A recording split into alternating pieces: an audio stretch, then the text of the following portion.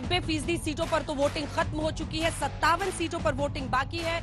आखिरी दौर में 7वें फेज में 57 सीटों पर वोटिंग होगी और जिन सीटों पर वोटिंग होगी, पिछली बार का स्कोर कार्ड ये है कि एनडीए की आई थी 30 सीटें, वहां पर लगभग 8 सीटें आई थी यूपीए की और 13 गई थी अन्य को। अब देखिए इस बार पूर्वांचल पर बीजेपी का जोर है क्योंकि 13 में से 11 सीटें पिछली बार यहां पर जीती थी, लेकिन इस बार क्या होगा इन सब पर चर्चा करेंगे। लेकिन उससे पहले स्वागत यहां पर तमाम छात्रों का जो हमारे साथ जुड़ रहे हैं। तालियों के साथ आप सभी का अभिनंदन। कई खास मेहमान हमारे साथ स्टेज में भी हैं। सुधांशु त्रिवेदी जी, राष्ट्रीय प्रवक्ता भारतीय जनता पार्टी के सांसद हमारे साथ हैं, तालियों के साथ स्वागत कीजिए। अजय उपाध्याय जी हमारे साथ जुड़ रहे हैं। अजय उपाध्याय जी कांग्रेस पार्टी के राष्ट्रीय प्रवक्ता हैं। सत्यप्रकाश मिश्र जी जेडीयू के प्रवक्ता हैं, वो हमारे साथ जुड़ रहे हैं, तालियों के साथ स्वागत कीजिए।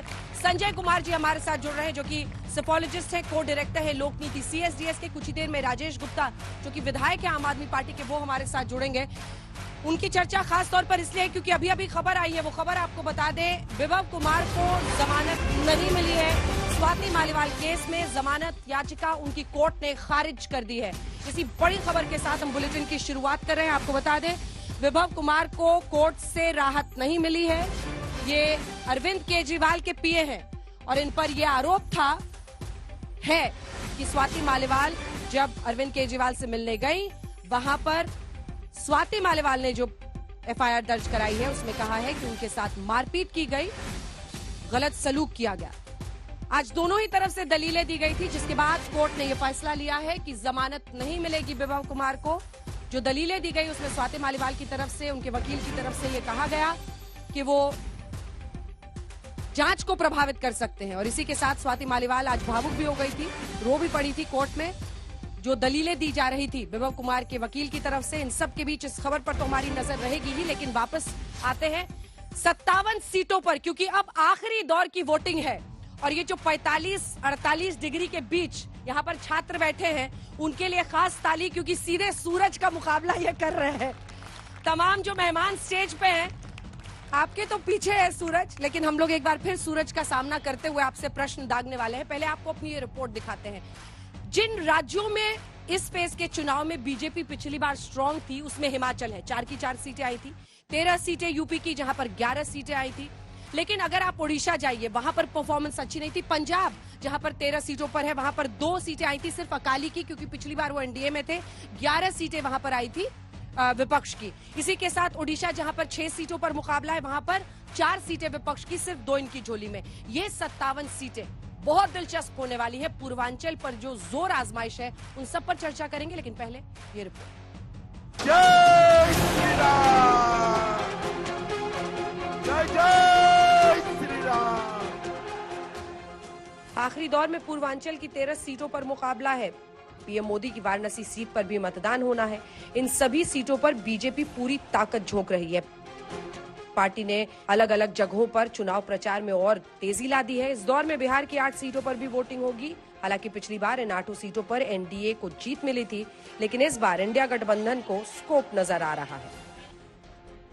पहले साल में धारा 370 को वापिस लाएंगे, दूसरे साल में ट्रिपल तलाक वापिस लाएंगे, तीसरे साल में पीएफआई पर से बैन उठा लेंगे, चौथे वर्ष में आतंकवादियों से बातचीत करेंगे और 5वें साल में राम मंदिर पर बाबरी ताला लगाने का काम करेंगे। बाबरी ताला पहले राजा महाराजा होते थे, उनको कांग्रेस पार्टी ने निकाला, संविधान ने निकाला।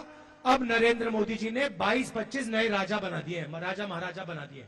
उनके नाम अलग है, आजकल नए नाम है, अदानी अंबानी, ये नाम है उनके, मगर ये राजा है। और नरेंद्र मोदी 24 घंटा इनके लिए काम करता है।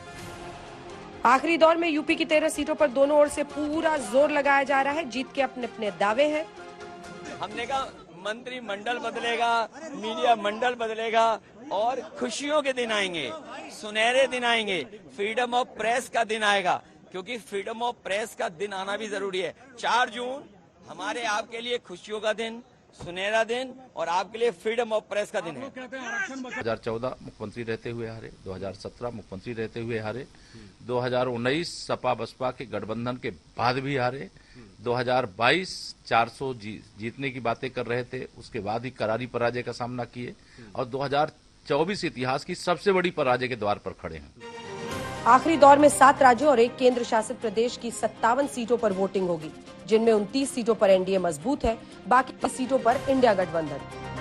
2019 में बिहार की 8 में से 8 सीटों पर एनडीए की जीत हुई थी। हिमाचल प्रदेश की 4 सीटें भी एनडीए के खाते में गई थी। झारखंड की 3 सीटों में से 2 एनडीए के पास थी, जबकि यूपी की 13 में से 11 सीटें एनडीए के पास थी।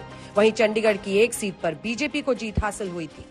पश्चिम बंगाल की 9 की 9 सीटों पर एनडीए की हार हुई थी। वहीं पंजाब की 11 सीटें विपक्षी पार्टियों के पास है। ओडिशा की 6 में से 4 सीटें विपक्ष के पास। 4 तारीख को दोपहर को आप देख लेना, ये राहुल बाबा के लोग प्रेस कॉन्फ्रेंस करेंगे कि ईवीएम के कारण हम हारे। और खड़गे साहब, आप भी समझ लेना, ये भाई बहन पर ठीकरा नहीं फूटने वाला है। ये भाई बहन पर ठीकरा नहीं फूटेगा, हार का ठीकरा खड़गे साहब पर फूटेगा और उनकी नौकरी जाने वाली। खटाखट खटाखट खटाखट।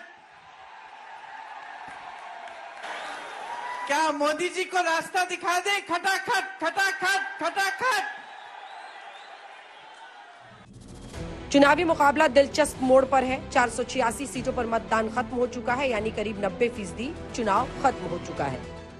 5 जुलाई, 5 अगस्त, सितंबर, अक्टूबर, नवंबर, दिसंबर, जनवरी, फरवरी, मार्च, अप्रैल, मई, 5 तारीख को खटाखट खटाखट खटाखट खटाखट 8,500 रुपए बैंक अकाउंट के अंदर।